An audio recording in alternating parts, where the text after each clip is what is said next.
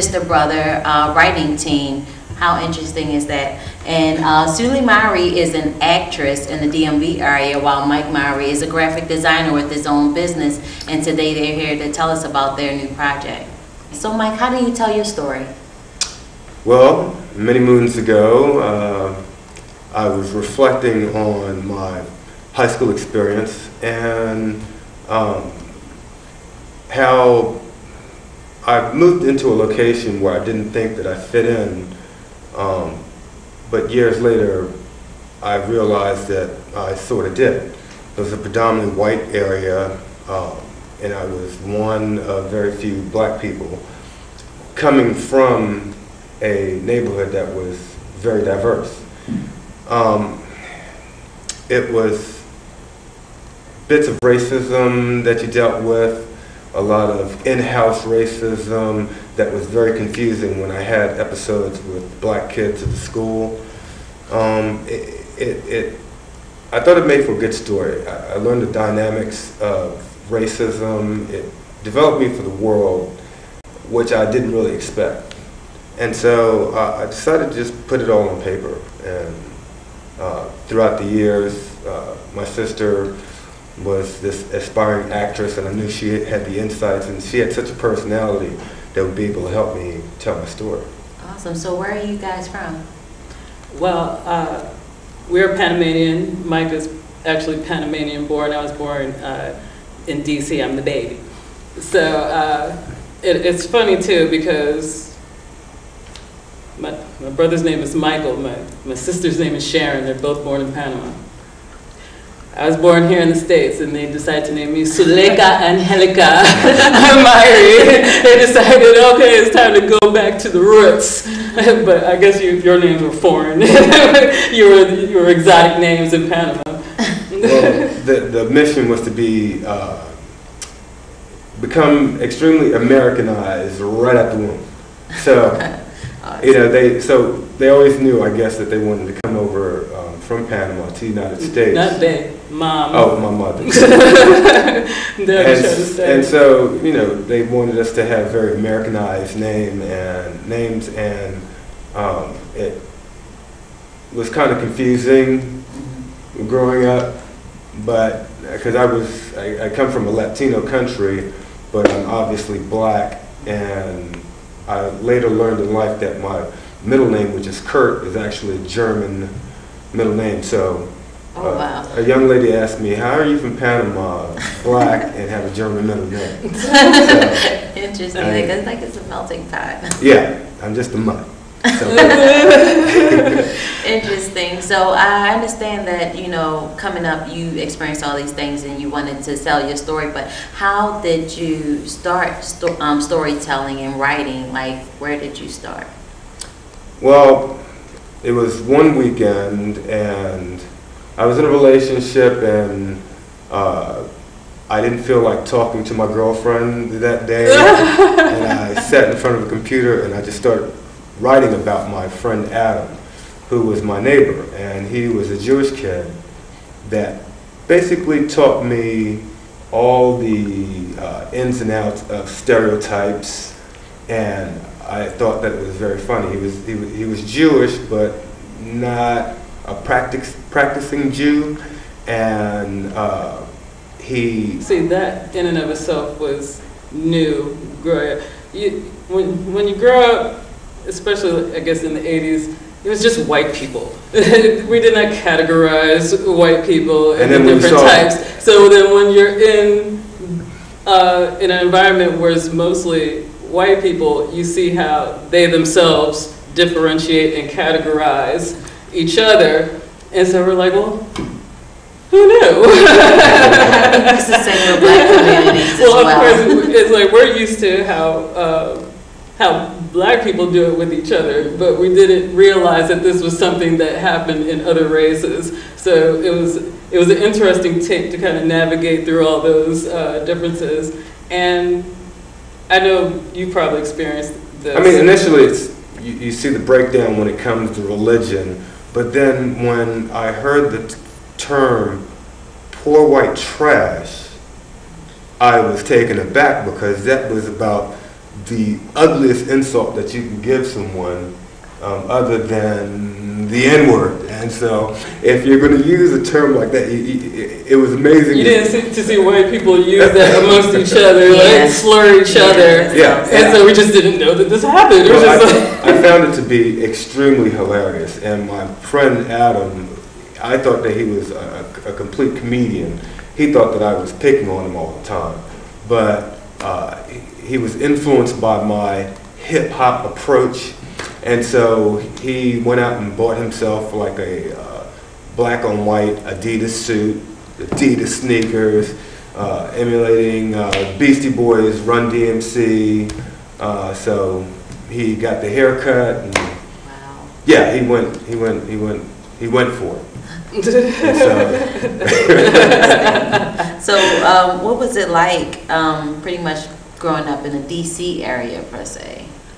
Well, Was that the first place that you came to? We first grew up in Tacoma Park. Okay. Tacoma Park, Maryland was the first half of my childhood, at least. We moved away from there once Mike was about 14. So, you know, he was good into the adolescent years at that point. Growing up in Maple Avenue, we had, in Tacoma Park, Maple Avenue, we were like a tribe because my mother is one of 8. Which most of the families lived on that street when we were growing up. Like 5 families lived on that street that were our aunts and uncles, our cousins, and our grandparents lived on the same street too. So my grandmother would, she was our daycare. She watched over us and we watched over each other. There was a hierarchy of children from teenagers to little babies. And it was a good community also.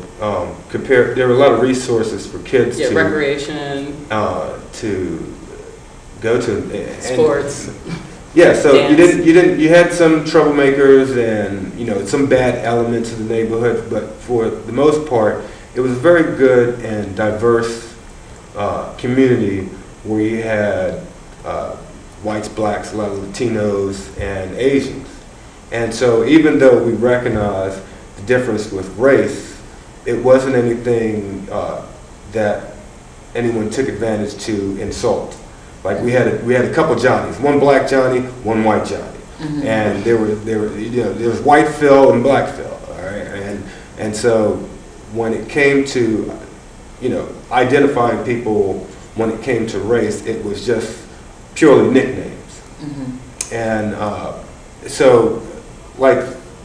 Yeah, like with growing up in Tacoma Park, you actually see us, me and my brother, and our sister and a bunch of cousins following my grandfather, my grandmother, and we literally looked like a tribe of children walking up the street, heading up to the same school.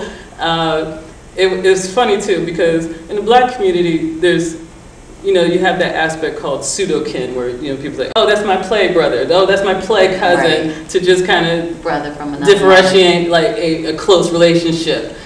And I'm seeing people that we knew from back in those days thinking, it's like, oh, y'all are really cousins. And then they thought that we were all just saying, oh, we're play cousins, oh, that's my cousin, using it just kind of. So like something like how it was back in Panama as well, how y'all stayed closely knit as a family? Oh, I'm sure, just from the stories that... Well, in Panama, it was such a small country and even smaller community of people. I remember one of the first times I went back as an adult, I couldn't have a, you know, flirtatious relationship with any of the women that I came across those first days because we were all related. Okay, well, we're going to go to commercial. Don't go away. We'll be right back with Sulie and Mike. Keep us in the flame.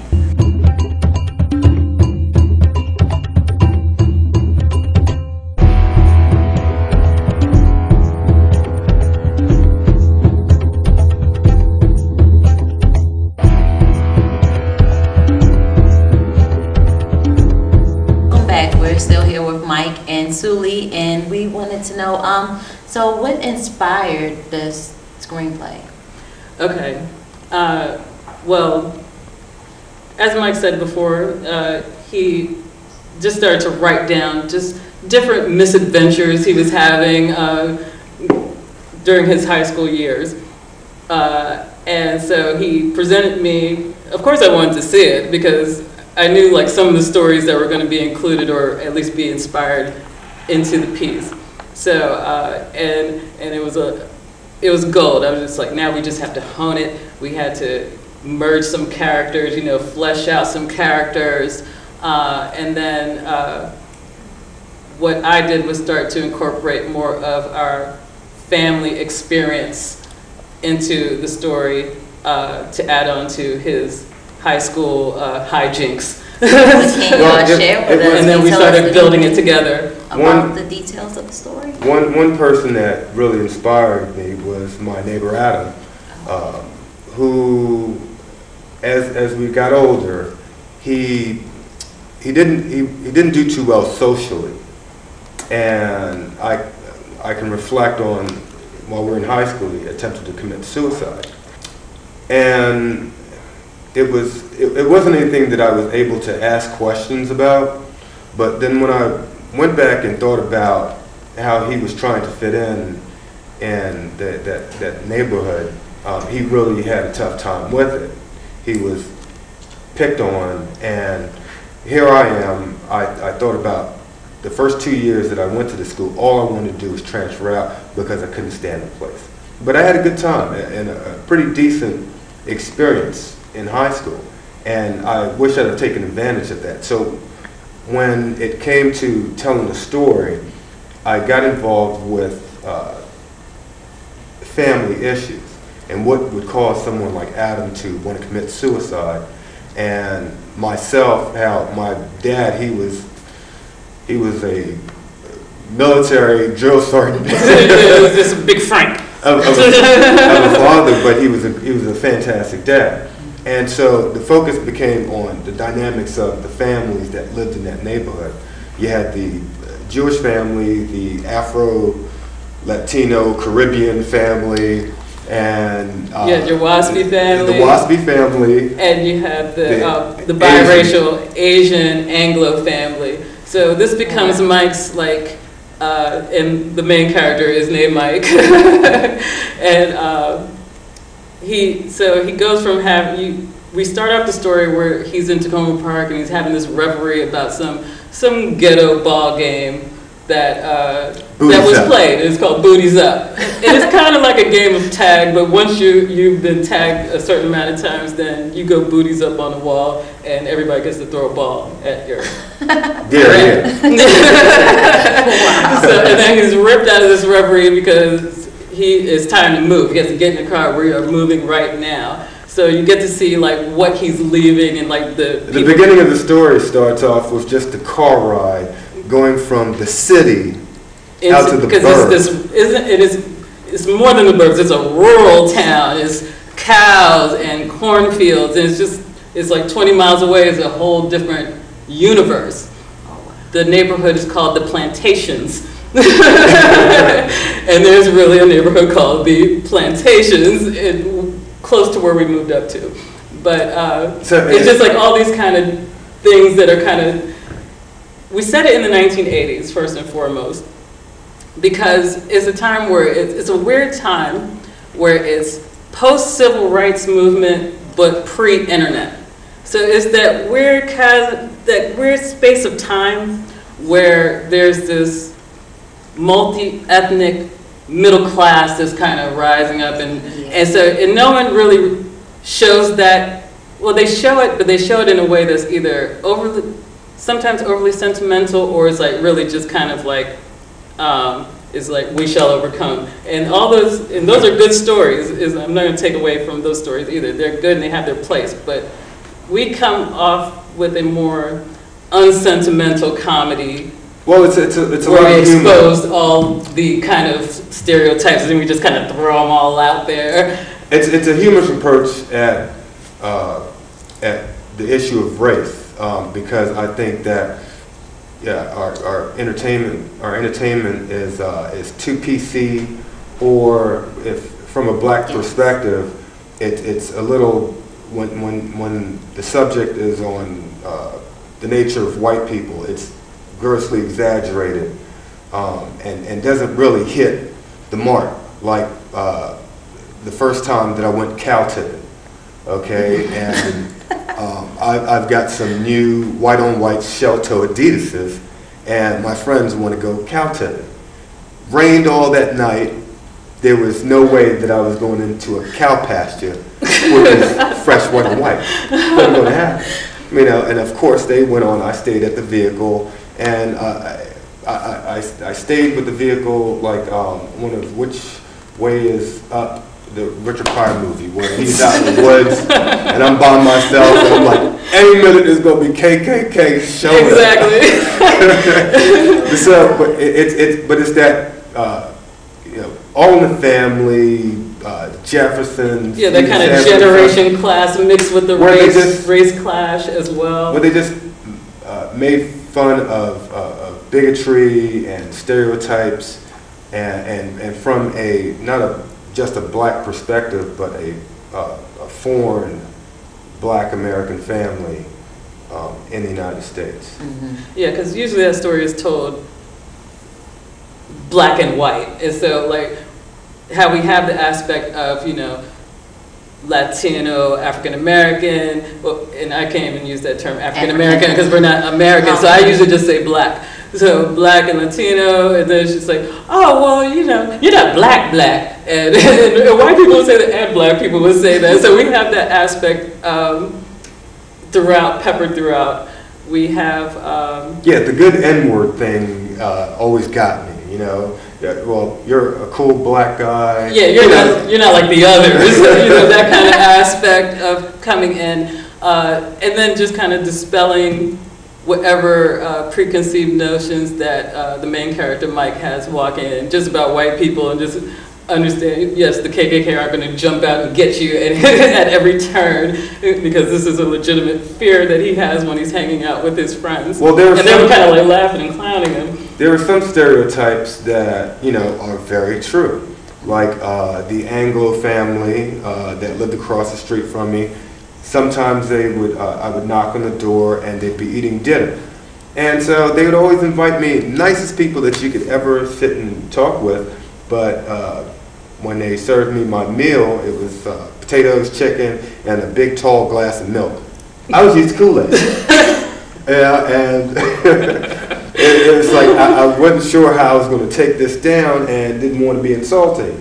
But they would drink the milk? I drank the milk. It was nice, fresh, white milk. He wasn't lactose intolerant. Yeah, not at that time. Yeah. See, and me and my brother, we kind of had the same stances. We were open to all people. We weren't going to just hang out with black people just because they were black. Our sister was very different. We'd say, oh, there goes the black people, and that's where I'm hanging out. Oh, this is all really great. So, Sulie, tell me, what steps are you taking to turn the screenplay into a feature film? Well, what I've been doing since we have finished it, finalized it, been seeking out grants. My brother, with all his wonderful marketing skills, is about to launch off the Kickstarter campaign. Yes. That'll be coming up very soon.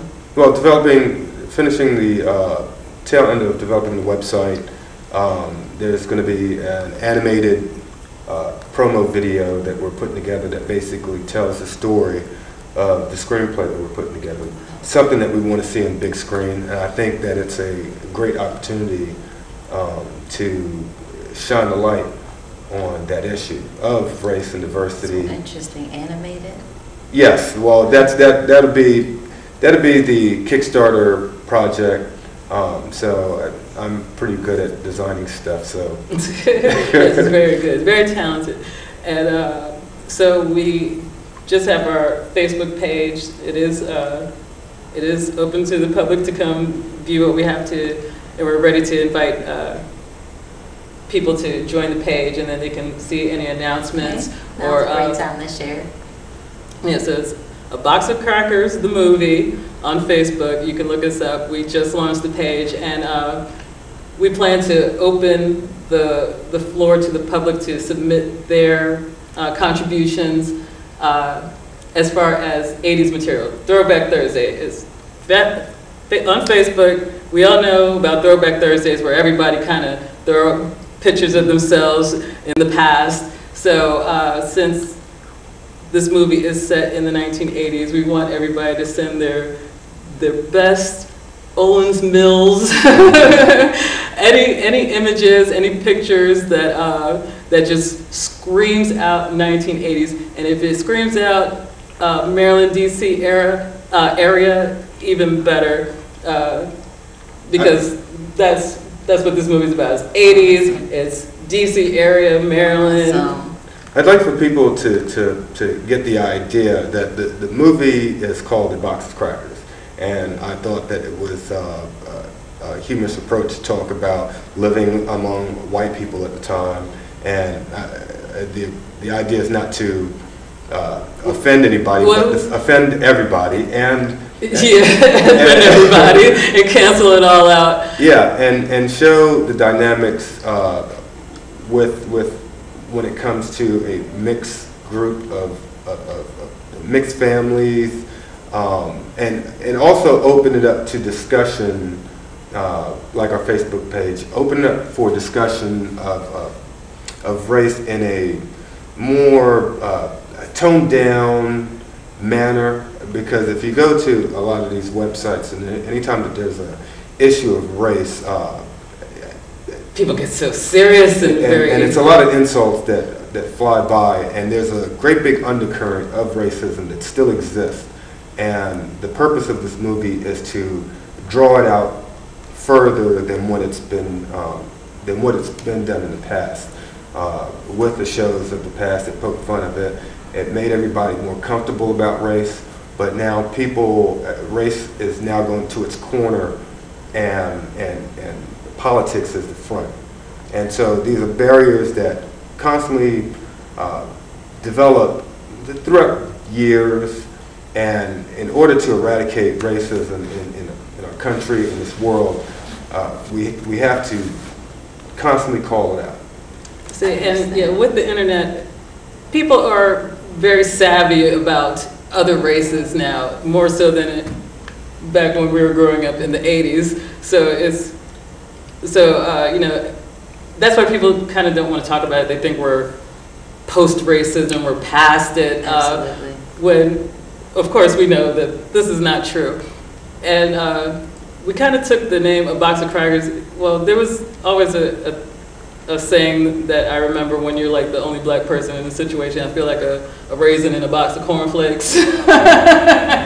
So we just kind of shifted it to A Box of Crackers, because generally we show all these families and their different dynamic, and all their imperfections and all their flaws and all their greatness as well.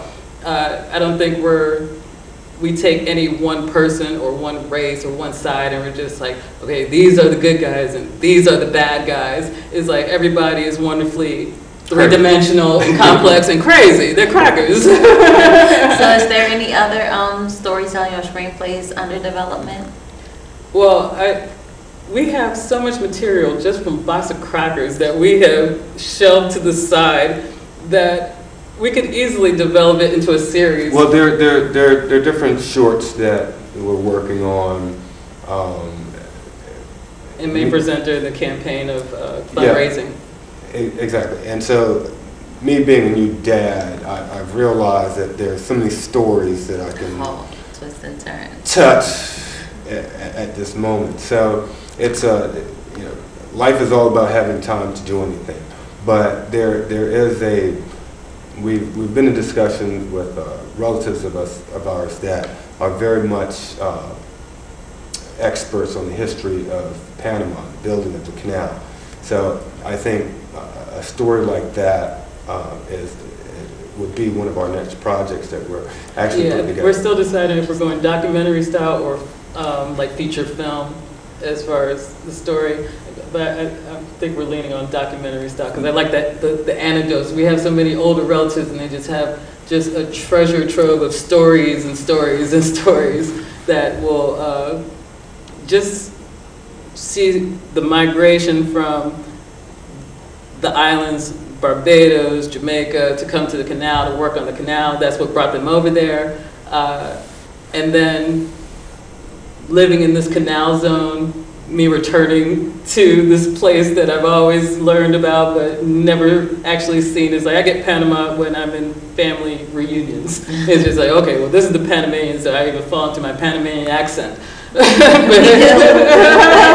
So now you have this really great legacy to pass down to your child. So can you please provide us with your contact info? As well, everyone, the Facebook page that she just mentioned will be at the bottom of the screen, but how else can we contact you? Oh, you can contact us through Facebook at A Box of Crackers or... A Box of Crackers, the movie. And you can also catch that at the bottom of the screen. Or you can email us at info@aboxofcrackers.com. Growing up, like our grandparents, our aunts and uncles, our parents would share so many stories about Panama and when they first got to the United States. And Mike has a child, I have 2 boys as well. And so, and I can already see it with my teenager that he's kind of losing, he's not really getting all that wealth of knowledge or storytelling that's not being passed on like I want it to be. You know, it's like when you're a kid, you're just like, things become more important to you, like probably once you get into your 20s and 30s, because I'm sure I was the same way too. So, this is just a way to pass on our culture to our kids, let them know their Panamanian roots, understand what that means. Well, the struggle also from our grandparents to our parents to when we were growing up is so different. My grandparents and parents were basically raised in a shanty town. Yes, it was like we learned the virtues of poverty growing up, and we were nothing but ungrateful, overprivileged children. Yeah, when you hear stories of your parents having, being one of 8 siblings and they've all sharing one room, it's like, how do you exist? Yeah, because we're like, get out of my room. Me and our sister, we're fighting, like, get out of my room, get out of my room. What is this? Get out of my room. Back in my day, we didn't have a room, we had to say, get out of my space. And that was the constant growing up. You don't know what hardship is, you don't know. Yeah, and so we're basically spoiled brats that were raised, and we're raising more spoiled brats. So in order to bring things down and keep them grounded in life, gotta let them know. Yeah. Is there any final thoughts that you'd like to share with everyone before we go? Just thanks for having us, and come check out our Facebook page, A Box of Crackers, the movie, and support. God bless everybody. Thank you for tuning in to Keep Us to the Flame, and we'll see you next time.